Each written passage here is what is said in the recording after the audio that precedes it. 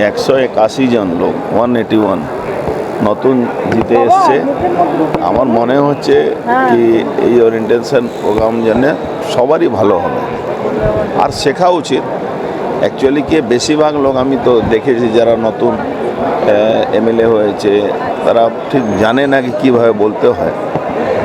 Even আমি এক দুজন যিনি মন্ত্রী আছেন তাকেও হেল্প করতে হচ্ছে অফিসারদেরকে কী জবাবটা দিতে হয়। তার থেকে ভালো ওই জায়গা থেকে এই ওরিয়েন্টেশন প্রোগ্রামে অনেকগুলো অভিজ্ঞতা শেয়ার হবে, সে তো ভালো হবে সব। গত কয়েক বছরে বিধানসভায় যে ছবি ভাঙা যে অভিযোগ উঠেছে, বিরোধীদের বলতে দেওয়া হচ্ছে না, বিরোধীদের বলতে দেওয়া হয় না, সেই সমস্যা মিটে এবার কি সুষ্ঠু? দেখুন, আমি একটা কথা আমার মনে পড়ে, আমাদের যখন আমি এমপি ছিলাম তখন প্রত্যেক মঙ্গলবারে দেশের প্রধানমন্ত্রী আমাদের দলের যারা এমপি ছিল তাদের মিটিং নিতেন।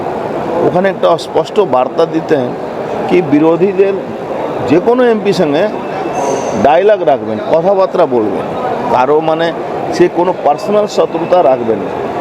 এটা আমার জীবনে আমি কিন্তু এটা নিয়ে খুব ভাবি আর এটা আমি করার চেষ্টাও করি। তো এটা ভারতীয় জনতা পার্টির মধ্যে এটা আছে যে মানুষের সঙ্গে সম্পর্ক বিরোধী হলেও এই সম্পর্কটা রাখতে হবে। যে কারণে আপনি পার্থবাবুকে মানে শেষ পর্যন্ত, হ্যাঁ, পার্থবাবুর সঙ্গে আমার তো কোনো ব্যক্তিগত লড়াই নেই। পার্থবাবু দল ছেড়ে দিয়েছেন, আমার সঙ্গে যোগাযোগ করেন, কথা বলেন, তা আমি কথা বলি, অসুবিধাতে নেই। আচ্ছা, একটা হচ্ছে কুণাল ঘোষ আজকে বেরিয়ে গেলেন এবং বললেন যে যারা বক্তৃতা দেবে আমি তাদের কথা শুনবো না। বলছেন যারা আমার কণ্ঠরোধ করেন তাদের কণ্ঠের বক্তব্য আমি শুনবো না। দেখুন, কুণাল ঘোষকে আমি আগেও বলেছি, উনি হলেন শকুনি মামা। উনি ব্যানার্জি পরিবারকে শেষ করে উনি আবার জায়গাটা পরিবর্তন করবেন। ওয়েট করুন আপনারা।